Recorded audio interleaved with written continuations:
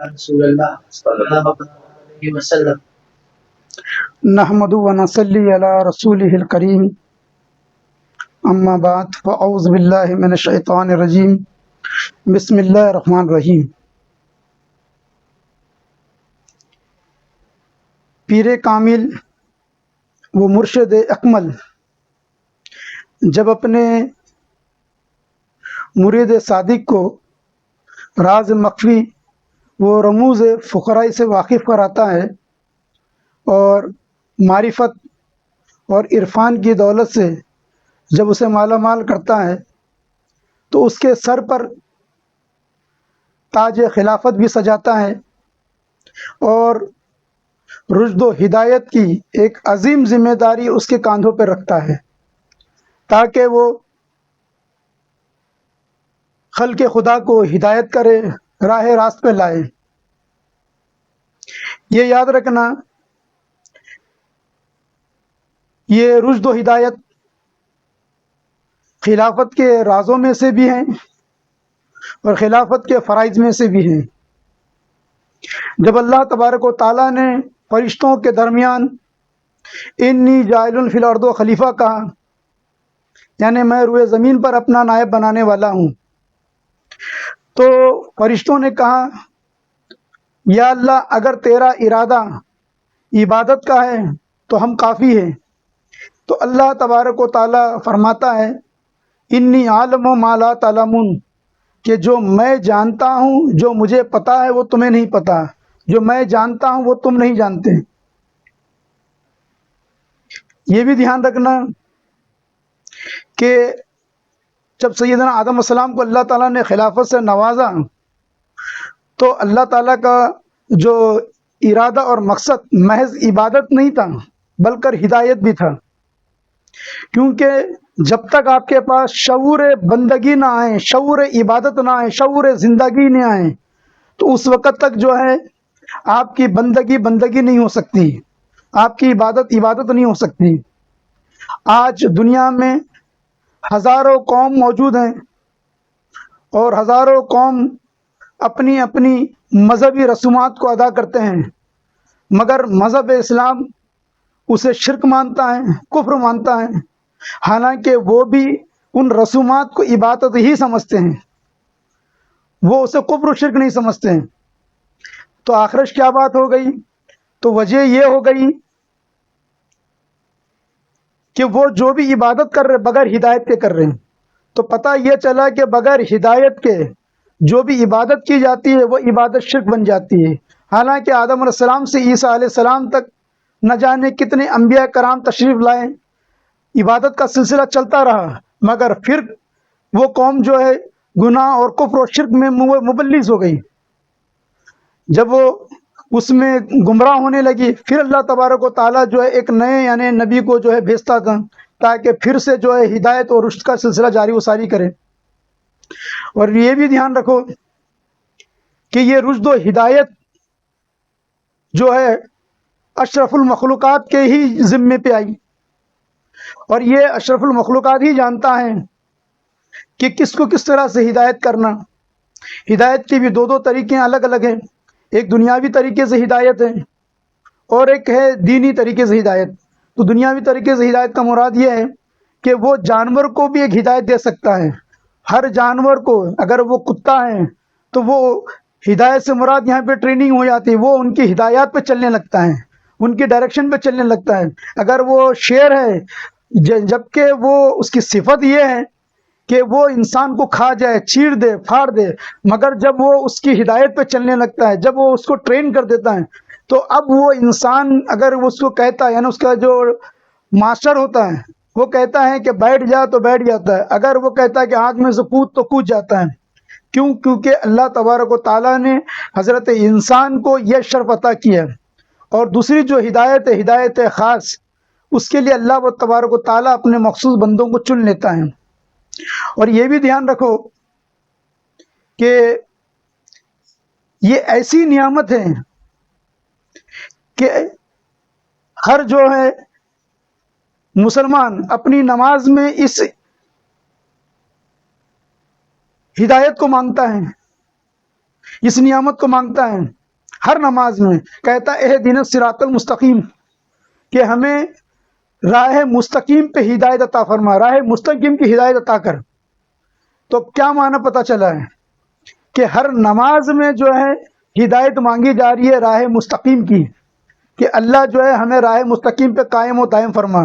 مگر راہ مستقیم پہ کی ہدایت کے لیے کوئی صاحب ہدایت کی بھی ضرورت ہوتی ہے، اس لیے اللہ تبارک و تعالیٰ نے ہدایت کا سلسلے کو جو ہے نبیوں کے ذریعے جاری کیا پہلے، اس کے بعد نبی کریم صلی اللہ علیہ وسلم کے وصال مبارک کے بعد جو ہے صحابہ کرام نے یہ ہدایت کا فریضہ سنبھالا، اس کے بعد تابعین نے، تابعین نے، فی الصالحین کا سلسلہ جاری و ساری ہے۔ اللہ تبارک و تعالیٰ اپنے بندوں کو یوں گمراہ ہونے نہیں دیتا، بلکہ وہ ہدایت کا سلسلہ جاری و ساری رکھتا ہے۔ تو پیر کامل جو ہے جب اپنے مرید صادق کو خلافت عطا کر دیتا ہے تو اس کے کندھے پہ جو رشد و ہدایت کی اتنی بڑی ذمہ داری رکھ دیتا ہے کہ وہ جو ہے وہ خلق خدا کو اس کی دعوت پیش کرے۔ اب اس خلیفے کی دعوت پہ جو لبیک کہتا ہے، آمنا صدقنا کہتا ہے، تو طریقت کی اصطلاح کے اندر اس قبول کرنے والے شخص کو ہم مرید کہتے ہیں، اور جس کے دست حق پرست کے اندر اس نے توبہ کیا، اس ہدایت کو قبول کیا کہ میں چاہے میری جان چلے جائے لیکن میں راہ مستقیم سے اپنے ایک قدم پیچھے نہیں ہٹاؤں گا، تو جس کے ہاتھ میں اس نے توبہ کیا اور راہ مستقیم پہ چلنے کی اور اس کے بتائے ہوئے راستے پہ چلنے کا جو عہد و اقرار کرتا ہے، ہمارے طریقت کے اندر اس کو مرشد کہتے ہیں۔ مرشد کا معنی ہی ہوتا ہے رہبر، رہنما، راہ سلوک پہ چلانے والا، اور ایک معنی نکلتا ہے مرشد کا کہ راہ مستقیم دکھانے والا۔ حالانکہ شیطان بھی جو ہے جنت کے اندر فرشتوں کو تعلیم دے رہا تھا، پھر اس کے باوجود بھی جو اللہ تبارک و تعالیٰ کو سیدنا آدم السلام کو بنانے کی کیا ضرورت پڑ گئی، پھر ان کو خلافت عطا کرنے کی کیا ضرورت پڑ گئی؟ تو پتہ یہ چلا کہ شیطان جو تھا وہ معلم تھا، تو معلم کوئی بھی ہو سکتا ہے، استاد کوئی بھی بن سکتا ہے، مگر مرشد اللہ تبارک و تعالیٰ کے انتخاب سے بنتا ہے، کیونکہ یہ رائے ہدایت کے لیے خاص نعمت ہے، کیونکہ یہاں پہ اسے تعلیم دینا نہیں ہے بلکہ ہدایت دینا ہے۔ تو ہدایت کے لیے ہادی ہونا پڑتا ہے، ہدایت کے لیے مرشد ہونا پڑتا ہے، اور اللہ تبارک و تعالیٰ نے قرآن مجید میں اس بات کو واضح فرما دیا ہے کہ میں جسے راہ ہدایت عطا کرنا چاہتا ہوں اس کے لیے ولی اور مرشد عطا کرتا ہوں۔ تو سورہ کہف کے اندر اللہ تبارک و تعالیٰ نے اس کو وضاحت فرما دیا، اور اللہ تبارک و تعالیٰ جسے ہدایت کی دولت سے نوازنا چاہتا ہے اسی ہی کو مرشد عطا فرماتا ہے، اور وہ مرشد اس کو ہدایت عطا کرتا ہے۔ اب وہ خلیفہ جو ہے جیسے ہی کسی کو یہ دعوت پیش کرتا ہے ہدایت کی، اور وہ اس ہدایت کی دعوت کو قبول کر لیتا ہے، جس کو ہماری زبان کے اندر بیعت کہتے ہیں، تو یعنی گویا کہ وہ شخص جو ہے وہ انسان ان سے بیعت ہو کر مرید ہو گیا، اب وہ مرید ہوتے ہی یہ مرشد ہو گئے۔ تو ایک تو پیر کامل نے جو ہے اپنے خلیفے کو وہ طریقہ بتاتے ہیں ہدایت کے۔ اب ہدایت کی بھی کچھ ہدایت ہے جس کو ہم انگلش میں کہیں گے کہ ہدایت کے لیے بھی کچھ گائیڈ لائنس ہے اللہ اس کے رسول کی۔ تو پہلے ہم یہ دیکھیں گے کہ اللہ اس کے رسول نے کیا گائیڈ لائن دیا، تاکہ ایک اوتھنٹک طریقے سے بھی ہمیں پتہ چل سکے، اور بعد میں تو مرشد کامل کیا ہدایت کرتے ہیں وہ میں بتا دوں گا۔ تو سب میں پہلے ہم قرآن مجید کی طرف آتے ہیں کہ اللہ تبارک و تعالیٰ جو ہے یہ ہدایت کے لیے کیا گائیڈ لائن دیتا ہے۔ تو سب میں پہلے اللہ تبارک و تعالیٰ جو گائیڈ لائن رکھا ہے، تو اس کو جو ہدایت پیش کرنے جاتا ہے اس کو ہم ایک طرح سے دائی بھی کہتے ہیں، دائی اللہ، یعنی اللہ کی طرف دعوت دینے والا، اللہ کی طرف دعوت دینے والا، اور ہمارے طریقت کے اندر اسے مبلغ کلمہ بھی کہا جاتا ہے، مبلغ طریقت بھی کہا جاتا ہے۔ تو سب میں پہلے جو قرآن مجید کی آیت ہے وہ سورہ حامیم سجدہ کی آیت ہے، 33 نمبر ہے، جس میں اللہ تبارک و تعالیٰ فرماتا ہے اور اس شخص سے اچھی بات کس کی ہو سکتی ہے، اس شخص سے اچھی بات کس کی ہو سکتی ہے جس نے لوگوں کو اللہ کی طرف بلایا اور نیک عمل کیے۔ تو اللہ تبارک و تعالیٰ پہلی چیز کہتا ہے کہ سب میں بہترین بات اس شخص کی ہے جو اللہ کی طرف بلائے، یعنی اللہ کی طرف دعوت دیں۔ تو یہاں بھی دعوت دو طرح کی ہے، ایک تو جسمانی طور پہ ہے کہ اسے جسمانی طور پہ یعنی جسم کے طور پہ اسے عمل کرایا جائے، جس کو ہم شریعت کہتے ہیں، یعنی نماز ہے، روزہ ہے، حج ہے، زکوٰۃ ہے، اور دوسرا ہے روحانیت والی ہے، اس کو ہم طریقت کہتے ہیں۔ تو یہاں دونوں دعوت موجود ہیں، یہاں دونوں باتیں موجود ہیں، شریعت بھی موجود ہے اور طریقت بھی موجود ہے، اور آگے دیکھنے والے کے لیے حقیقت بھی موجود ہے، معرفت بھی موجود ہے۔ تو قرآن مجید جو ہے شریعت بھی لیے بیٹھا ہے، طریقت بھی لیے موجود ہے، قرآن مجید میں حقیقت بھی موجود ہے اور معرفت بھی موجود ہے۔ جو جیسا اس قرآن مجید سے نکالنا چاہتا نکال سکتا ہے۔ قرآن مجید ایک علم کا سمندر ہے، ایک ہدایت کا سمندر ہے، ایک رحمت کا سمندر ہے، جو جیسا اس سے ہدایت پانا چاہتا وہ پا سکتا ہے۔ قرآن مجید کے دروازے کھلے ہیں۔ تو اللہ تبارک و تعالیٰ نے یہ دو دائیوں کے بارے میں بتا دیا، اور وہ ہو سکتا ہے کہ شریعت کی بھی دعوت دے اور طریقت کی بھی دے، تو سونے پہ سہاگا ہے۔ تو عمل تو دو طرح کے ہوتے ہیں، ایک تو ہوتا ہے عمل کا ظاہر جس کو ہم شریعت کہتے ہیں۔ اب جو عمل کا ظاہر ہوتا ہے تو شریعت کے اندر مثلا نماز ہے، تو نماز کی اپنی شرائط ہوتی ہے کہ بھائی جسم کا پاک ہونا، کپڑے کا پاک ہونا، جگہ کا پاک ہونا، استقبال قبلہ ہونا، تکبیر تحریمہ ہونا، نیت ہونا اور دیگر چیزیں ہیں۔ تو اس کو ہم کہتے ہیں شرائط نماز یا شرائط عبادت۔ تو عبادت کی جو شرائط ہوتی ہے، اگر ان شرائط پہ وہ عبادت کی جاتی ہے تو وہ گویا وہ عبادت ایکسیپٹ ہو گئی، یعنی کہ وہ فرض ادا ہو گیا۔ اگر نماز کو ان شرائط کے مطابق پڑھ دیا، وہ نماز تو قبول ہو گئی، وہ جو فرض اس کے اوپر تھا وہ فرض سے وہ فارغ ہو گیا، ادا ہو گیا۔ اب آتا ہے اندر سیکنڈ کہ اس عمل کا باطن، وہ عمل کا باطن کا جو تعلق ہے وہ دل سے ہے، وہ روح سے ہے۔ یعنی چہرہ تو کعبے کی طرف ہو گیا، مگر اندر والا باہر گھوم رہا ہے، اندر والا مارکیٹ میں گھوم رہا ہے، اندر والا بازار میں گھوم رہا ہے۔ تو اندر والے کو جو ہے نمازی کیسے بنائے؟ کیونکہ اصل نماز دیکھا جائے تو اندر والے پہ ہے۔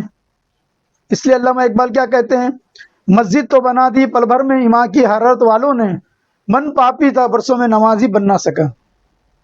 تو اسی کو ہم کہتے ہیں کہ نماز میں خضوع کیسے آ جانا ہے، تو اسی کا نام طریقت ہے۔ یعنی چہرہ کعبے کی طرف رہے، یہ شرط نماز ہے، یہ استقبال قبلہ ہے، اور دل حق تعالیٰ کی طرف رہے، یہ طریقت کی نماز ہے۔ یعنی دل بھی جو ہے حق تعالیٰ کی طرف رہے، روح بھی حق تعالیٰ کی طرف رہے۔ اس لیے ایک مشہور واقعہ سیدنا حضرت علی کرم اللہ وجہ تعالیٰ کا ملتا ہے کہ آپ کو ایک جنگ میں ایک تیر لگ جاتی ہے آپ کے پیر میں۔ جب آپ سے وہ تیر نکالا جا رہا تھا تو آپ کو کافی تکلیف ہو رہی تھی، تو سیدنا حضرت علی کرم اللہ وجہ تعالیٰ فرماتے ہیں کہ میں نماز پڑھوں گا اس وقت تم یہ تیر نکال لینا۔ تو کہتے ہیں کہ جب آپ نماز میں گئے تو تیر نکال لیا گیا اور آپ کو خبر نہ ہوئی۔ تو کیا بات تھی؟ تو یہاں پہ جسم بھی موجود تھا، دل بھی موجود تھا، روح بھی موجود تھی۔ تو اب یہاں پہ دعوت دو قسم کی ہو گئی، ایک تو یہ ہے کہ جسم کو جو ہے عبادت کی طرف لگایا جائے، اور دوسرا دل کو بھی کس طرح سے لگایا جائے اور روح کو بھی کیسے لگایا جائے، اور یہ کام طریقت کا ہے، اور یہی کام جو ہے مرشد کرتا ہے۔ مثال کے طور پہ اگر آپ کی آنکھ میں کوئی تکلیف ہے تو آپ آنکھ کے ڈاکٹر کے پاس جائیں گے، اگر آپ کو ہڈی کے اندر کوئی تکلیف ہے تو آپ آرتھوپیتھک کے پاس جائیں گے۔ اسی طرح سے شریعت کے اندر بھی ہے کہ اگر آپ کو کوئی فقہی مسائل ہے تو آپ جو ہے علماء کرام کا دامن تھامیں گے، علماء کرام سے ان مسئلے سے وضاحت کرائیں گے۔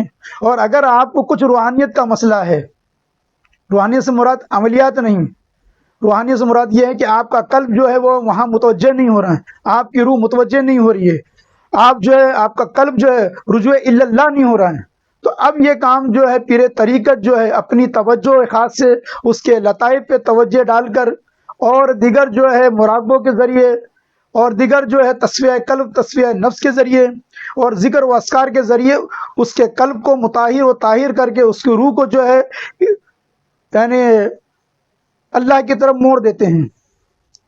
تو بزرگوں کے پاس اور بھی طریقے اور طرائق موجود ہیں کہ کس طرح سے، کیونکہ ہر مریض کے لیے کچھ نہ کچھ طریقے الگ ہو جاتے ہیں، جدا گانہ ہوتے ہیں۔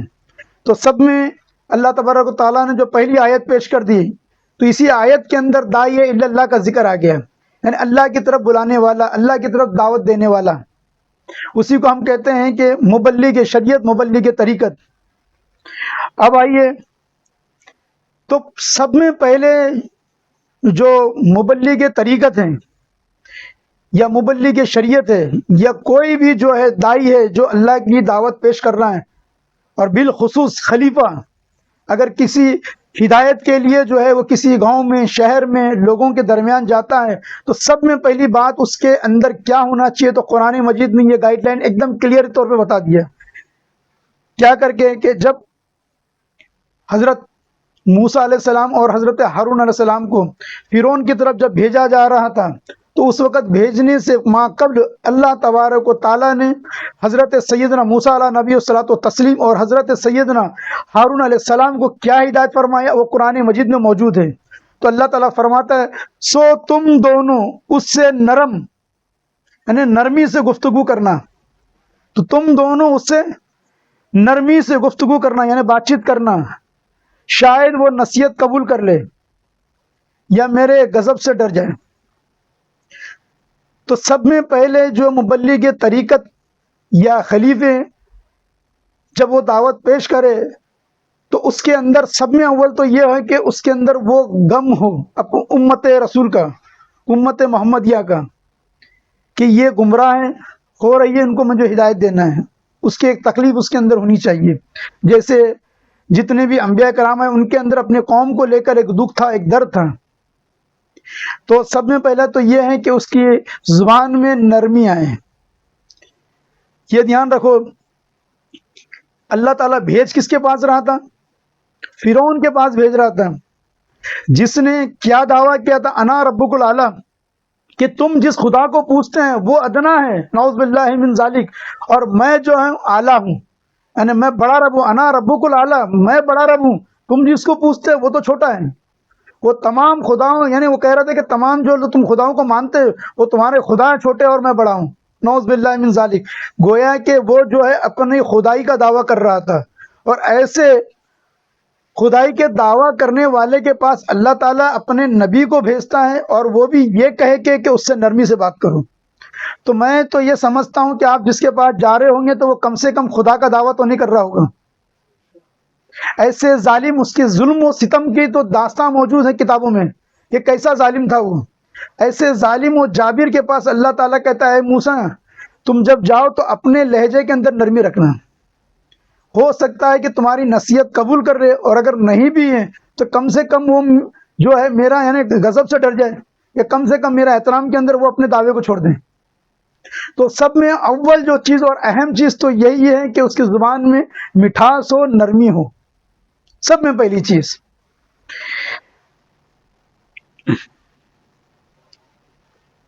اور دوسری بات یہ آیا ہے کہ جب وہ خلیفہ یا مبلغ طریقت جب کسی کے سامنے اس دعوت کو پیش کر رہا ہو، کلمے کی دعوت کو پیش کر رہا ہو، طریقت کی دعوت کو پیش کر رہا ہو، تو وہ یہ دیکھے کہ وہ سننے والے کتنے توجہ سے سن رہے ہیں۔ اگر اس کی توجہ خاص ہوتی جا رہی ہے تو یہ سمجھ لیجئے کہ وہ آپ کی ہدایت سے متاثر ہو رہا ہے۔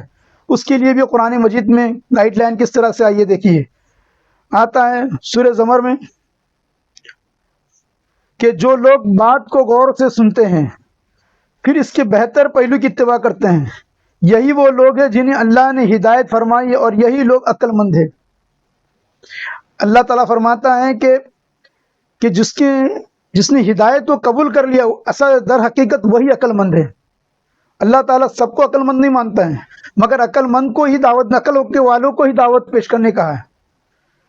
تو سیکنڈ جو گائیڈ لائن اللہ نے دیا ہے کہ جب تم پیش کرو گے، اور پیش کرنے کے بعد یہ دیکھو کہ اگر وہ متوجہ ہیں، اور وہ کیا کریں گے کہ جب آپ پیش کرو گے تو وہ تمہارے باتوں میں سے کچھ اچھی باتوں پہ عمل کرنا شروع کر دیں گے۔ کب؟ جب آپ کے بات میں لہجہ ہو۔ اور یہ بھی دھیان رکھو، ایک مثال امام حسین علیہ السلام سے ہے کہ کس طریقے سے آپ نے کسی کو ہدایت بھی پیش کی۔ یہ ہمارے بزرگوں کے جو اعمال ہے وہ ہمارے لیے گویا کہ ایک گائیڈ لائن ہی ہے، ایک ہمارے لیے جو ہے نقش قدم ہے۔ امام حسین علیہ السلام دیکھتے ہیں کہ ایک شخص ہے، وہ وضو تو کر رہا ہے مگر اس کے وضو میں کچھ کمی و بیشی ہے، تو آپ اس سے یہ نہیں کہتے ہیں کہ اے شخص تو وضو جو ہے غلط کر رہا ہے. آپ اس شخص سے کہتے ہیں کہ آپ ذرا مجھے دیکھیے کیا میرا وضو صحیح ہے. تو امام حسین علیہ السلام نے اس طرح سے وضو کیا کہ اسے یہ سمجھ میں آ گیا کہ اس کے وضو میں کتنی خرابی تھی. وہ آپ کے قدموں پہ گر جاتا ہے اور گر کے کہتا ہے کہ حضور بولے آپ نے جو وضو سکھایا اب میں یہ زندگی بھر نہیں بھول سکتا ہوں. اور اسی لیے حدیث پاک میں آتا ہے کہ مومن مومن کا آئینہ ہے. یعنی جب آپ آئینے میں کھڑے ہوتے ہیں اور آپ کو کوئی داغ لگا ہوتا ہے آپ کے چہرے میں، تو وہ آئینہ اتنی خاموشی سے بتا دیتا ہے کہ آپ کے بازو میں کوئی کھڑا ہو تو اسے بھی پتہ نہیں ہوتی. تو اس طرح سے کرنا ہے کہ اس کے بھی دل کو کوئی دھکا نہ لگے. ایسا نہیں بتا دینا ہے کہ یعنی اس کے اندر چوٹ لگنے لگے اس کو. یعنی ایک مشہور واقعہ آج کل وہ واٹس ایپ پہ میں نے پڑھا تھا کہ ایک شخص تھا، وہ شراب چھوڑ دیا کسی جماعت میں آنے کے بعد. پھر اس کو جو ہے جب بھی وہ جماعت میں کہیں جاتا تھا تو لوگ انٹروڈکشن کراتے تھے کہ یہ جو شخص ہمارے ساتھ موجود ہے پہلے بہت بڑا شرابی تھا، کبابی تھا، نہ جانے کتنے اس میں عیب و عیوب تھے، لیکن دیکھیے ہمارے ساتھ رہنے کے بعد جو اس نے وہ شراب چھوڑ دیا، اس نے وہ سب عیوب چھوڑ دیا، فلاں چھوڑ دیا. تو کافی وقت کے بعد وہ کیا کہتا ہے کہ میں وہ جو شرابی تھا وہ بہت اچھا تھا، اس وجہ سے کہ جب تک یہ عیب میرا اللہ کو پتا تھا تو وہ چھپا ہوا تھا، لیکن جیسے ہی تمہارے پاس آیا میں نے، تم نے میرے عیب کو تمام کے اوپر کھول دیا. تو اس طرح سے بھی نہ ہو کہ اس کے قلب کو بھی جو ہے دھکا لگے. اب آئیے حدیث مبارکہ ہے بخاری شریف کی 6131 اور مسلم شریف میں 6596 حدیث نمبر ہے کہ حدیث بیان کی کہ حضرت عائشہ صدیقہ رضی اللہ تعالیٰ نے بیان کی کہ ایک شخص نے نبی کریم صلی اللہ علیہ وسلم سے ملاقات کی اجازت طلب کی. آپ نے فرمایا اس کو اجازت دے دو، یہ یقیناً اپنے قبیلے کا برا فرد ہے، یا فرمایا قبیلے کا برا مرد ہے.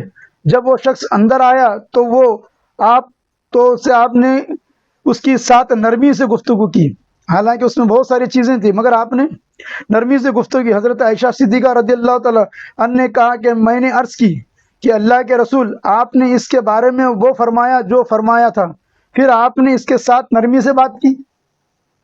تو یہ اللہ کے رسول صلی اللہ علیہ وسلم جو ہے ایک ایسے شخص سے بھی کس طرح سے گفتگو کر رہے ہیں، کیونکہ سب میں بڑا جو ہمارے لیے اسوہ حسنہ ہے وہ نبی کریم صلی اللہ علیہ وسلم کی ذات اقدس ہے. تو آپ صلی اللہ علیہ وسلم نے فرمایا عائشہ قیامت کے دن اللہ تعالیٰ کے نزدیک رتبے کی اعتبار سے سب سے برا شخص وہ ہوگا جس سے لوگ اس کی بد زبانی سے بچنے کے لیے دور رہیں یا اس کو چھوڑ دیں. یعنی کتنا ایک زبان کی یہ دیکھیے آپ کہ کیا چیز ہیں. اب آئیے بخاری شریف کی حدیث ہے، حدیث نمبر 220 ہے کہ ایک اعرابی کھڑا ہو کر، اعرابی کا مطلب دیہاتی،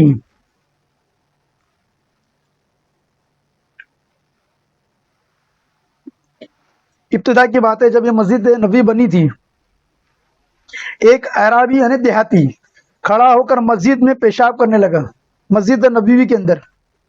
تو لوگ اس پر جھپٹنے لگے یعنی صحابہ کرام یہ دیکھ کر. تو رسول اللہ صلی اللہ علیہ وسلم نے لوگوں سے فرمایا کہ اسے چھوڑ دو اور اس کے پیشاب پر پانی کا بھرا ہوا ڈول یا کچھ کم بھرا ہوا ڈول بہا دو، کیونکہ تم نرمی کے لیے بھیجے گئے ہو، سختی کے لیے نہیں. حالانکہ وہ کیا کر رہا تھا مسجد نبوی کے اندر، وہ دیہاتی، حالانکہ دیہاتی سے مراد یہ کہ وہ انجانے میں کیا، مگر صحابہ کرام اس کو روکنے کی کوشش کی، مگر نبی کریم صلی اللہ علیہ وسلم نے کہا، یعنی آپ نے رکا دیا کہ اس سے نرمی سے بول دو، شاید ہو سکتے انجانے میں. آج بھی ایسے ہی ہوتا ہے، کبھی کوئی مسجد کے اندر کوئی چھوٹی موٹی بھی غلطی کرتے تو سب ٹوٹ پڑتے اس سے، حالانکہ نرمی سے بولا جا سکتا تھا. اور دین میں ویسے تو کوئی زبردستی تو ہے ہی نہیں ہے، لا اکراہ فی الدین. سنن نسائی اور صحیح بخاری کے اندر ہے، بخاری شریف کے اندر 39 حدیث نمبر ہے کہ نبی کریم صلی اللہ علیہ وسلم نے فرمایا بے شک دین آسان ہے، بے شک دین آسان ہے، اور جو شخص دین میں سختی اختیار کرے گا تو دین اس پر غالب آ جائے گا. پس اپنے عمل میں پختگی اختیار کرو اور جہاں تک ممکن ہو میانہ روی برتو اور خوش ہو جاؤ، اور صبح اور دوپہر اور شام اور کسی قدر رات میں عبادت سے مدد حاصل کرو. تو نبی کریم صلی اللہ تعالی علیہ وسلم فرماتے کہ دین آسان ہے. لیکن آج ہم لوگ کیا کہتے ہیں کہ ارے بھائی دین بہت مشکل ہے، دین پہ عمل کرنا بہت مشکل کام ہے، کوئی آسان بات تھوڑی ہے. لیکن ہمارے نبی جو دین لائے وہ کہتے ہیں کہ آسان ہے. اگر آسان نہیں ہوتا تو آج کی تاریخ میں اتنے مسلمان نہیں ہوتے. نبی کریم صلی اللہ علیہ وسلم کے دور ہی میں دین اتنا نہیں پھیلتا. آسان تھا کر کے دین اتنا پھیل گیا، آسان تھا کر کے لوگوں نے دین کو قبول کر لیا، آسان ہے کر کے دین پہ عمل کیا جا رہا ہے. اب نہیں کرنا ہے تو ایک بہانہ الگ ہے. تو سب میں آسان اگر کوئی دین ہے تو وہ اسلام ہے، کیونکہ یہ اسلام اس لیے آسان ہے کیونکہ فطرت پہ رکھا گیا، اور فطرت یعنی نیچر پہ تمہارا رکھا گیا، نیچر کے خلاف نہیں رکھا گیا. تو اس کے اندر کیا بات ہے؟ تو نیچر موجود ہے. تو نبی کریم صلی اللہ علیہ وسلم بھی فرماتے ہیں کہ دین آسان ہے، اگر تم نے سختی کی ہے تو دین تم پہ غالب آ جائے گا، اور اس میں اپنے عمل پہ پختگی کر کے چلو. اب صحیح بخاری کے ایک اور حدیث ہے کہ نبی کریم صلی اللہ علیہ وسلم نے ان کے دادا ابو موسیٰ رضی اللہ تعالیٰ اور معاذ بن جبل رضی اللہ تعالیٰ عنہ کو یمن کا حاکم بنا کر بھیجا، اور فرمایا کہ لوگوں کے لیے آسانی پیدا کرو، ان کو دشواریوں میں نہ ڈالنا، لوگوں کو خوشخبریاں دینا، دین سے نفرت نہ دلانا، اور تم دونوں آپس میں موافقت رکھنا. آپ فرماتے کہ دین میں آسانیاں کرنا جتنا ہو سکے. اب آئیے صحیح بخاری شریف کی حدیث نمبر ہے 3560. رسول اللہ صلی اللہ علیہ وسلم سے جب بھی دو چیزوں میں سے کسی ایک کے اختیار کرنے کے لیے کہا گیا تو آپ صلی اللہ علیہ وسلم نے ہمیشہ اسی کو اختیار فرمایا جس میں آپ کو زیادہ آسانی معلوم ہوئی. جب بھی آپ کے سامنے کوئی دو عمل آتا تو آپ اس میں سے اس عمل کو پسند کرتے جس میں آسانی ہوتی، بشرط یہ کہ اس میں کوئی گناہ نہ ہو. کیونکہ اگر اس میں کوئی گناہ کا شائبہ بھی ہوتا تو آپ اس سے سب سے زیادہ دور رہتے. اور آپ صلی اللہ علیہ وسلم نے اپنی ذات کے لیے کبھی کسی سے بدلہ نہیں لیا، لیکن اگر اللہ کی حرمت کو کوئی توڑتا تو آپ صلی اللہ علیہ وسلم سے اس سے ضرور بدلہ لیتے ہیں. اب آئیے ایک اور حدیث ہے صحیح بخاری حدیث نمبر 1990. ایک شخص رسول اللہ صلی اللہ علیہ وسلم کی خدمت میں آ کر عرض کیا، یا رسول اللہ صلی اللہ علیہ وسلم، معاذ بن جبل لمبی نماز پڑھاتے ہیں، اس لیے میں جماعت کی نماز میں شریک نہیں ہو سکتا، کیونکہ میں دن بھر اونٹ چرانے کی وجہ سے رات کو تھک کر چکنا چور ہو جاتا ہوں اور طویل قرات سننے کی طاقت نہیں رکھتا. ابو مسعود راوی کہتے ہیں کہ اس دن سے زیادہ میں نے کبھی رسول اللہ صلی اللہ علیہ وسلم کو وعظ کے دوران اتنا غضبناک نہیں دیکھا. آپ صلی اللہ علیہ وسلم نے فرمایا، اے لوگو، تم ایسی شدت اختیار کر کے لوگوں کو دین سے نفرت دلانے لگے ہو. سن لو، جو شخص لوگوں کو نماز پڑھائے تو وہ ہلکی پڑھائے، کیونکہ ان میں بیمار، کمزور اور حاجت والے سبھی قسم کے لوگ ہوتے ہیں. یعنی اس میں بچے بھی ہوتے ہیں، بڑے بھی ہوتے ہیں، بوڑھے بھی ہوتے ہیں، بیمار بھی ہوتے ہیں. حالانکہ حضرت معاذ بن جبل کیا کر رہے تھے؟ نماز ہی تو پڑھا رہے تھے. اور نماز میں کیا پڑھا رہے تھے؟ قرآن ہی تو پڑھا رہے تھے. اور قرآن میں کیا، جتنا قرآن پڑھا جائے گا اتنا ثواب، جتنی طویل نماز ہوگی اتنی عبادتیں زیادہ ہوگی. مگر نبی کریم ہی ہیں، اپنے اپنا کریمانہ جو ہے اخلاق پیش فرمایا. کیا فرماتے ہیں کہ بھئی نماز کو بھی اتنی طویل نہ کر دو، اکیلا پڑھنا ہے تو کتنا پڑھ لو آپ، مگر جب آپ جماعت میں پڑھ رہے ہیں تو وہاں پہ آپ مختصر رکھو. یعنی کم سے کم اس میں 3 آیت ہونی چاہیے. ایسے اتنی بھی مختصر نہیں کہ ایک آیت میں ختم ہو جائے، اور اگر ایک آیت بھی ہے تو تھوڑی طویل ہونی چاہیے. آئیے صحیح بخاری کی 1458. جب رسول اللہ صلی اللہ علیہ وسلم نے معاذ رضی اللہ تعالیٰ عنہ کو یمن بھیجا تو ان سے فرمایا کہ دیکھو، تم ایک ایسی قوم کے پاس جا رہے ہو جو اہل کتاب ہے، یعنی یہود و نصارہ. اس لیے سب سے پہلے انہیں اللہ کی عبادت کی دعوت دینا. جب وہ اللہ تعالیٰ کو پہچان لیں، یعنی پہلے سب میں پہلا جو ہے اللہ، اس کے رسول کا تعارف کراؤ، یعنی کلمے کا. اور کس میں آپ کو تعارف ملے گا؟ تو سب میں پہلے آپ کلمے کی دعوت پیش کرو. تو اللہ کے نبی کریم صلی اللہ علیہ وسلم نے سب میں پہلی جو دعوت ہی پیش کی پورے قوم کے اوپر، اپنی قوم کے اوپر، تو یہ کلمہ طیبہ کی دعوت پیش کی. اور آپ کے صحابہ کرام نے بھی جو سب میں پہلی دعوت پیش کی وہ کلمہ طیبہ کی پیش کی. اور صحابہ کرام جب بھی نکلتے تھے تو اس کلمے کو بلند آواز سے پڑھتے ہوئے نکلتے تھے، تاکہ لوگوں کو یہ پتہ چل جائے کیونکہ دعوت دینے کے بھی دو طریقے، ایک ہے پوشیدہ طور پہ، ایک ہے اعلانیہ طور پہ. تو آپ جو ہے دونوں طریقے سے بھی دیتے تھے. ابتدا میں ذرا پوشیدہ طور پہ دیے، بعد میں جو ہے آپ نے اعلانیہ دیے، اور ایسا اعلانیہ دیے کہ لوگوں نے آپ کو سنسار کیا، لوگ پتھر مارتے تھے، اس کے باوجود بھی جو ہے آپ اپنی دعوت سے کبھی پیچھے نہیں ہٹے. تو یہ جو جذبہ تھا، جذبہ ایمانی، آج اس جذبے کی وجہ سے، اس صحبت رسول کی وجہ سے آج آپ لوگوں کا وہ مقام ہے کہ کوئی کتنی ہی عبادت کر لے مگر کسی صحابی کے گھوڑے کی ٹاپ کی دھول تک نہیں پہنچ سکتا. اور ان کے ٹاپوں کی حضور سیدنا غوث پاک فرماتے ہیں کوئی صحابی اگر گھوڑے پہ سوار ہو اور اس کی گھوڑے کی ٹاپ جس پہ اڑ جائے اور جس پہ گر جائے اور مجھ جیسا غوث ہو جائے، اب اس سے بڑھ کر درجہ کیا ہوگا؟ تو نبی کریم صلی اللہ علیہ وسلم نے جب یمن کا حاکم بنا کر بھیجا تو سب میں پہلے آپ نے کہا کہ وہ اہل کتاب ہے، یعنی وہاں پہ جو سب میں زیادہ جو پاپولیشن تھی وہ یہود و نصارہ کی تھی. اور حالانکہ دیکھیے اگر چاہتے تو بل جبر بھی کرا سکتے تھے. جو لوگوں کو کچھ وہ ہوتا ہے نا کہ بولے اسلام تلوار پہ پھیلا، تو اگر اسلام تلوار پہ ہوتا تو آج بکھر گیا ہوتا. لیکن میرے نبی کریم صلی اللہ علیہ وسلم نے اگر کسی کو حاکم بنا کر بھی بھیج رہے ہیں، وہاں کا گورنر بنا کر بھیج رہے ہیں، یعنی تمام فوج آپ کے ہاتھ میں، آپ چاہے تو لوگوں کے سروں پہ تلوار رکھ کر، لوگوں کی گردنوں پہ تلوار رکھ کر اسلام قبول کروا سکتے تھے، مگر آپ نے ایسا نہیں کیا. تو وہاں آپ کیا فرماتے ہیں کہ سب میں پہلے آپ جو ہے کلمے کو پیش کرو، یعنی کہ اللہ تعالیٰ کو پہچان لیں. عبادت کی دعوت دے، جب وہ اللہ تعالیٰ کو پہچان لیں، یعنی اسلام قبول کر لیں، تو انہیں بتانا کہ اللہ تعالیٰ نے ان کے لیے دن اور رات میں 5 نمازیں فرض کی.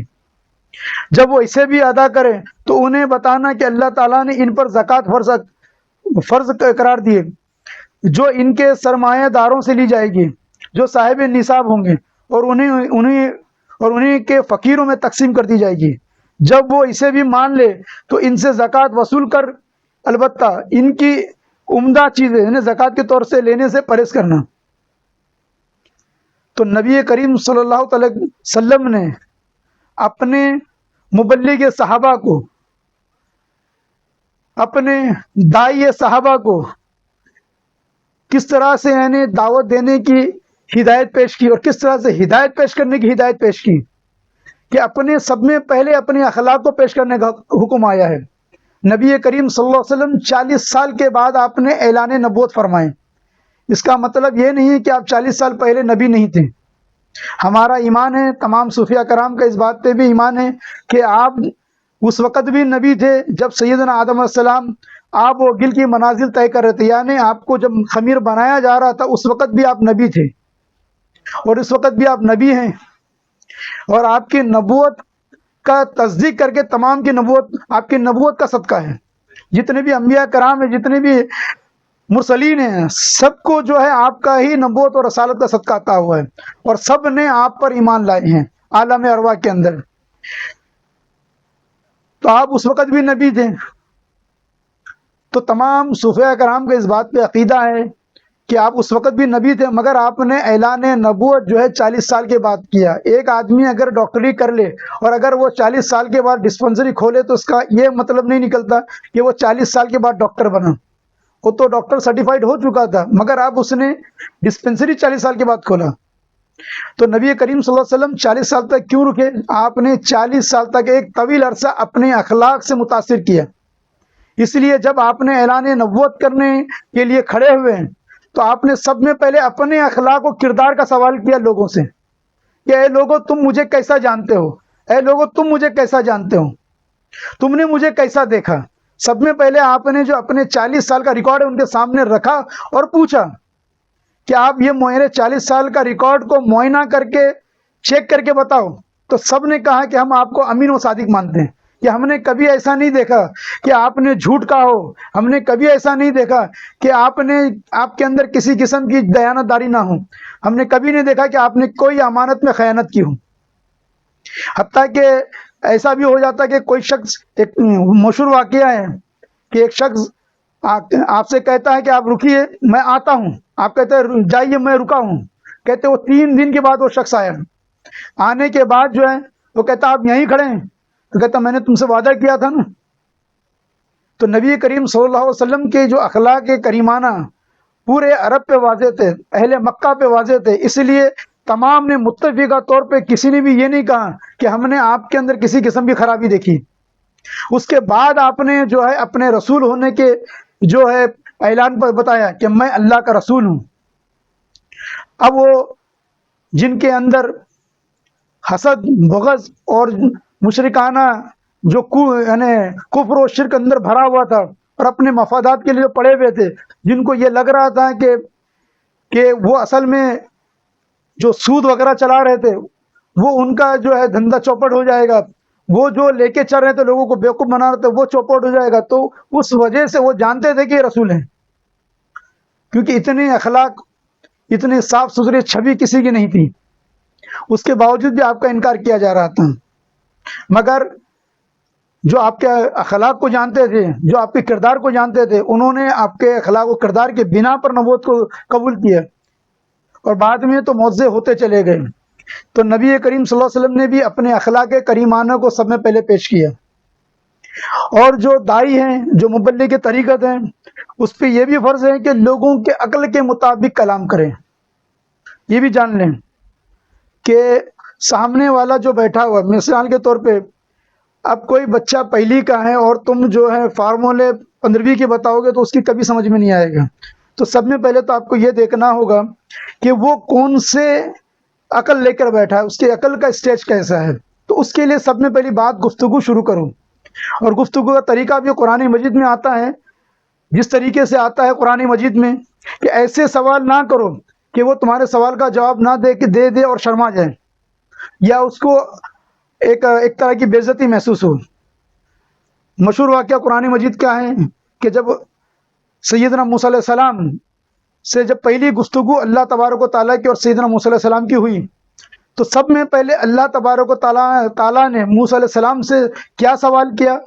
تو یہ سوال کیا کہ اے موسیٰ تمہارے ہاتھ میں کیا ہے؟ حالانکہ بہت ہی آسان سوال تھا، کیونکہ ان کے ہاتھ میں عصا تھا، یعنی ڈنڈا تھا۔ تو کیا مطلب کہ اللہ کو پتہ نہیں تھا کہ موسیٰ علیہ السلام کے ہاتھ میں کیا ہے؟ یہ سوال تو ایک عام انسان بھی جو ہے ایک عام انسان سے نہیں کر سکتا کہ تمہارے ہاتھ میں کیا ہے بتاؤ۔ اتنا نارمل سوال، اتنا آسان سوال، کیونکہ اللہ تبارک و تعالیٰ نے کوئی بڑا سے بڑا سوال بھی کر سکتا تھا، مگر کیوں نہیں کیا؟ تو اللہ تعالیٰ نے بتایا کہ مبلغ کو اور جو راہ ہدایت پہ نکلنے والا ہے،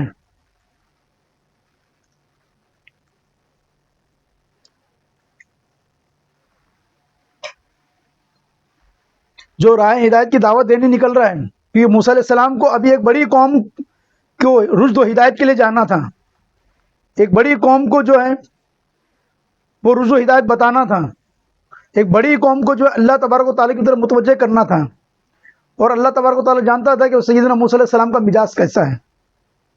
تو اللہ تعالیٰ نے سب میں پہلا درس، سب میں پہلا سبق ایک مبلغ کو، ایک مبلغ قوم کو کس طرح سے عطا فرماتا ہے کہ سب میں پہلا وہ سوال کیا جس کا جواب موسیٰ علیہ السلام کے پاس موجود تھا، اور موسیٰ علیہ السلام کو یہ پتہ چل گیا۔ موسیٰ علیہ السلام نے کہا کہ یہ لکڑی ہے، یہ عصا ہے، اس سے میں بکریوں کو ہلاتا ہوں، یہ کرتا ہوں، یہ کرتا ہوں، یہ کرتا ہوں، ٹھیک ہے۔ اللہ تبارک و تعالیٰ نے کہا کہ ٹھیک ہے موسیٰ، بولے وہ جو تمہارے ہاتھ میں عصا ہے اس کو زمین پہ رکھو، اور جیسے سیدنا موسیٰ علیہ السلام نے وہ عصا کو زمین پہ رکھا، وہ اژدھا بن گیا۔ پھر اللہ تبارک و تعالیٰ کہتا ہے کہ اے موسیٰ، بولے وہ عصا اٹھاؤ، اور موسیٰ علیہ السلام نے جب عصا اٹھائے تو پھر وہ لکڑی ہو گئی۔ کیا معنی؟ مطلب یہ ہوا کہ جب موسیٰ علیہ السلام وہاں جائیں گے تو وہاں پہ جادوگر بھی تھے، اور کہیں ایسا نہ ہو کہ موسیٰ علیہ السلام جو ہے کے ساتھ میں خود یہ معجزہ ہو اور موسیٰ علیہ السلام خود ڈر جائیں۔ تو اللہ تبارک و تعالیٰ نے پہلے ہی ڈیمو دے کے سمجھا دیا کہ تمہارے عصا میں کیا بات ہے۔ تو یہ دھیان رکھنا، موسیٰ علیہ السلام کے عصا میں کوئی بات نہیں تھی، وہ موسیٰ علیہ السلام میں بات تھی۔ یہ معجزہ موسیٰ علیہ السلام میں تھا، موسیٰ علیہ السلام کے ہاتھ میں کوئی بھی عصا ہوتا تو اژدھا بن جاتا۔ یہ سمجھ میں آ رہی بات؟ تو یہ ہمیشہ سمجھنا، موسیٰ علیہ السلام کے ہاتھ میں کوئی بھی عصا ہوتا اور وہ پانی پہ مارتے تو دریا نیل شک ہو جاتی۔ موسیٰ علیہ السلام کے ہاتھ میں کوئی بھی عصا ہوتا، وہ پتھر پہ مارتا تو اس میں سے چشمہ نکل آتا۔ تو کمال عصا کا نہیں، سیدنا موسیٰ علیہ السلام کے ہاتھوں کا ہے۔ تو اللہ تبارک و تعالیٰ نے بتا دیا کہ اے موسیٰ تمہارے ہاتھ میں یہ کمال ہے۔ اس لیے علامہ اقبال ایک جگہ لکھتے ہیں کہ ارادت ہو تو دیکھ ان خرقہ پوشوں کو، ارادت ہو تو دیکھ ان خرقہ پوشوں کو، ید بیضا لیے بیٹھے ہیں اپنے آستینوں میں، ید بیضا لیے بیٹھے ہیں۔ بیضا اصل میں کہتے بیدے کو، یعنی سیدنا موسیٰ علیہ السلام کے ہاتھ میں یعنی ہتھیلی کے اندر ایک نشان تھا، اس میں سے ایک سورج جیسی روشنی نکلتی تھی، آپ ہمیشہ اس کو آستین میں رکھتے تھے، یعنی ایک بیدے کے جیسا، ایسا لگتا جیسا بیدا ہے موسیٰ علیہ السلام کے یعنی ہتھیلی کے اندر، اسی کو کہا گیا ید بیضا۔ کوئی ید بیدا کہتا ہے، کوئی ید بیضا کہتا ہے، دو ہاتھ، کوئی دال کی آواز نکلتا ہے، کوئی دالین، کوئی ظالین، کوئی بیضا کہتا ہے، کوئی بیدا، ید بیدا لیے بیٹھے، ید بیضا لیے بیٹھے۔ تو جب آستین میں سب ہاتھ نکالتے تھے تو ایسی روشنی نکلتی تھی کہ لوگ جو ہے اپنی آنکھیں چندیا جاتی تھی، جیسے سورج کی روشنی کو دیکھنے سے کیسا ہوتا ہے، سیم ایسا ہی آپ کے ہاتھوں میں ہوتا ہے۔ تو اللہ تبارک و تعالیٰ نے اپنے نبی کے ذریعے وہ کچھ معجزات، وہ دست مبارک جب نبی سے صحابہ کرام کے دست مبارک مس ہوئے تو مس ہوتے ہی اللہ تعالیٰ نے کہا ید اللہ فوق ایدیہم، کہ یہ ہاتھ ابھی تم نے رسول کا نہیں، یہ ہاتھ ابھی اللہ کا ہو گیا۔ اور وہ ہاتھ کی تاثیر کس میں آئی؟ صحابہ کرام نے، ان ہاتھوں سے ہاتھ صحابہ کرام نے، صحابہ سے تابعین میں، تابعین سے تبع تابعین میں، پھر امہ تابعین میں، پھر کیا ہوا؟ پھر ایک سلسلہ جاری وہ ساری ہوا، اور وہ سلسلہ آج بھی جاری وہ ساری ہے، وہ ہاتھوں کے ذریعے۔ تو جو مبلغ کلمہ ہیں، جو مبلغ طریقت ہے، تو وہ اپنے عمل و کردار کو، اپنے اخلاق سے لوگوں کو متاثر کریں۔ سب میں اول تو یہی ہے کہ وہ اپنے اخلاق سے لوگوں کو متاثر کریں۔ یہ دھیان رکھنا کہ آپ علم سے اتنا متاثر نہیں کر سکتے، اخلاق سے متاثر کر سکتے ہیں۔ آپ کے جو دشمن بھی ہیں وہ بھی آپ کے اخلاق سے متاثر ہو سکتے ہیں۔ تو ہدایت کا جو سب میں بڑا جو چیپٹر ہے وہ آپ کے اخلاق ہے۔ آج جو معجزے ہم نبی کے کتابوں میں ہیں ہم دیکھ نہیں رہے ہیں، مگر آپ کے اخلاق و کردار کو بیان کیا جا رہا ہے، وہ چیز ہم اختیار کر سکتے ہیں۔ سب میں بڑا ہمارے لیے جو اسوہ حسنہ ہے وہ نبی کریم صلی اللہ علیہ وسلم کی ذات اقدس ہے، اس اسوہ حسنہ کو لینا ہے۔ اس کے بعد جو ہدایتوں کا ایک سلسلہ ہے، اس کے طریقے ہیں جو پیر کامل جو ہے اپنے خلیفے کو عطا کرتا رہتا ہے، اور ایک مکمل اس کی بھی ایک اپنی تعلیمات ہے۔ تو ہر خلیفہ اپنے پیر کی بارگاہ میں بیٹھ کے وہ تعلیمات کو لیتا رہے، تاکہ کیونکہ جب تبلیغ کے لیے نکلے گا، وہ تبلیغ طریقت کے لیے نکلے گا، روحانیت کو بتانے کے لیے نکلے گا، تو ہزاروں سوال اس سے پوچھے جا سکتے ہیں۔ تو اس کے لیے ضروری ہے کہ وہ پیر سے اور بھی کچھ علوم سیکھتے رہیں۔ اگر اس کا پیر حیات ہے تو سبحان اللہ، اگر حیات نہیں ہے تو اپنے چاچا پیر کی بارگاہ میں بیٹھے، اگر وہ بھی نہیں ہے تو اپنے پیر بھائی میں جو یعنی سینئر ہیں، جو پیر کی صحبت زیادہ اختیار کیے، ان کی بارگاہ میں بیٹھے، اور یہ تصور کرے کہ ہم جو ہے اپنے پیر سے تعلیم لے رہے ہیں، اور اس کے ہاتھ کو اپنے پیر کا ہاتھ سمجھ کے چومیں، اور وہ صحبت سے فیضیاب ہو۔ تو جب بھی آپ طریقت کی تعلیم دینے نکلیں تو خلفاء کے اوپر یہ ہے کہ جو گائیڈ لائن بنائی گئی ہے، جو گائیڈ لائن دی گئی ہے، اس گائیڈ لائن میں رہیں۔ اور یہ بھی دھیان رکھیں کہ جب بھی وہ مجالس کے اندر رہیں، جب بھی وہ سما میں رہیں، تو ادب و احترام کے ساتھ اپنے بھائی کو بھی اٹھائیں، دیگر کو بھی اٹھائیں۔ اور جو لوگ آئے ہیں جو ابھی طریقت اختیار نہیں کی، وہ اس طریقے کو دیکھ کر پسند کریں، اس طرح سے اپنے اخلاق و کردار کو نہ پسند، اس طرح سے پیش نہ کریں کہ کسی کو طریقت سے نفرت ہو جائے۔ تو اپنے اخلاق و کردار کو بھی پیش کرتے رہیں، اور صحیح علم کو بھی پیش کریں، جو طریقت کا صحیح علم بزرگوں سے ہمیں عطا ہوا ہے، اور صحیح جو ذکر کا طریقہ ہے، جو صحیح مراقبے کا طریقہ وہ بتاتے رہیں، اور جو بزرگوں نے صحیح گائیڈ لائن بتائی ہے اس گائیڈ لائن پہ خود بھی چلیں، جس کو ہم کہتے ہیں کہ نقش پا پیر مغا، نقش پا اولیاء، کہ ان کے نقش پا پہ ہی چلنا ہے۔ تو ہم کو بھی جو ہے اللہ تبارک و تعالیٰ نقش پا پیر مغا بنائے، نقش پا اولیاء بنائے، جو طریقہ بزرگوں نے ہم کو دے کے گئے ہیں وہ طریقے پہ ہم کو بھی چلنے کی ہدایت فرمائیں، اور لوگوں کو ہدایت دینے سے پہلے ہمیں مولا ہدایت دیں۔ بات سمجھ میں آئی؟ کیونکہ ہدایت والا ہی ہدایت دے سکتا ہے۔ یہ دھیان رکھو، جو آدمی خود بیمار ہے اس سے علاج کرنے کون جائے گا؟ جو خود بستر پہ پڑا ہے، خود ہاسپٹل میں پڑا ہے، وہ دوسروں کا علاج کیا کرے گا؟ اور کوئی دوسرا بھی ہے تو اس سے کیا علاج کرائے گا؟ اور یہ بھی دھیان رکھو کہ اندھا اندھے کو راستہ نہیں دکھا سکتا ہے۔ اسی لیے سب میں پہلا تو یہ ہے کہ ہدایت کا سلسلہ شروع کرنے سے پہلے، یعنی پیری مورتی شروع کرنے سے پہلے اپنی پیر کی بارگاہ میں پراپر ایک علم حاصل کریں، پراپر نالج لیں، وہ جو طریقت کا نالج ہے وہ لے لے، اور کچھ ظاہری جو تعلیمات ہے اس سے بھی مرجع ہو جائے، تاکہ آپ کا ظاہر و باطن بھی صاف ہو جائے۔ کیونکہ بتایا کیا گیا ہے کہ ایک ظاہر ایک باطن ہے۔ تو ظاہر کیا ہے؟ جیسے ایک آپ ڈیگ لے لیجئے، ڈیگ کے باہر کلائی کریں، ٹھیک ہے، تو بہت چمک والا ہوگا، اور اندر کلائی نہ کرے اور کھانا پکائیں تو کیا ہوگا؟ وہ کھانا سڑ جائے گا۔ اور اندر جو ہے کلائی کر دے، کھانا پکائے اور باہر نہ کرے تو باہر سے خراب دکھے گا مگر کھانا پک جائے گا۔ تو باطن کا معاملہ اگر پاک ہو گیا کوئی بات نہیں، تو اپنے ظاہر کو بھی صاف کرے، ظاہر کو بھی مطہر کرے، یعنی اپنا اگر وہ ڈیگ کو ظاہر سے بھی باہر بھی کلائی ہو گئی اور اندر بھی کلائی ہو گئی تو کیا ہو گیا؟ تو نور اللہ نور ہو گیا۔ تو کہنے کا مقصد یہ ہے کہ شریعت کو بھی فالو کرے اور طریقت کو بھی فالو کرے۔ تو جتنا ہو سکتا ہے شریعت کو بھی فالو کرتے ہوئے چلیں، نماز ہے، روزہ ہے، حج ہے، زکوٰۃ ہے، جو بھی یعنی آپ کے اوپر شریعت کے جو احکامات اللہ اس کے رسول نے عائد کیے وہ کیجیے، اور جس بات کو اللہ اس کے رسول نے چھوٹ دیا ہے وہ چھوٹ آپ لے سکتے ہیں۔ تو کہنے کا مقصد یہ ہے کہ جو بھی یعنی خلیفہ ہوا ہے وہ اس طرح سے عمل نہ کرے کہ لوگوں کے اندر جو ہے غلط میسج جائے۔ وہ اپنے خرقہ و تاج کی بھی لاج رکھیں، پیر کی بھی لاج رکھیں، اپنے بزرگوں کی تعلیمات کی بھی لاج رکھیں، اور ایسا عمل نہ کرے کہ جس سے لوگ جو ہے آپ کے اوپر انگلیاں اٹھائیں۔ تو رشد و ہدایت کا جو سلسلہ بزرگوں سے ہمیں عطا ہوا ہے وہ لے کر بھی اپنے گھر پہ نہ بیٹھ جائیں۔ یہ آپ کو اس لیے دیا گیا ہے تاکہ آپ لوگوں تک اس کو پہنچائیں۔ اگر آپ یہ کہتے ہیں کہ بھائی جس کو اللہ کو ہدایت دینا ہوگا وہ ہدایت پا لے گا، جس کو نہیں دینا ہے وہ نہیں پائے گا، کیونکہ قرآن مجید میں آیا ہے کہ اللہ جس کو چاہتا ہے اسے ہدایت دیتا ہے، جسے نہیں چاہتا اسے نہیں دیتا ہے۔ قرآن سے یہ واضح ہے۔ اگر کوئی یہ قرآن کا ہی لاجک ہمیں سمجھا قرآن کی آیت سے تو پھر اللہ تعالیٰ نے 1,24,000 انبیاء کیوں بھیجا؟ اگر اسے خود ہی ہدایت دینا ہوتا تو کیوں بھیجتا؟ تو چلیے اس بات کو بھی ہم مان لیتے، مگر کچھ لوگ ایسے بھی تو ہوں گے جو آپ کا انتظار کر رہے ہیں کہ آپ کے ہدایت دینے سے ان کو ہدایت ملے گی۔ کچھ کے تقدیر میں اس طرح سے بھی لکھا ہوگا کہ آپ راستہ بتائیں گے تو راستہ پائیں گے۔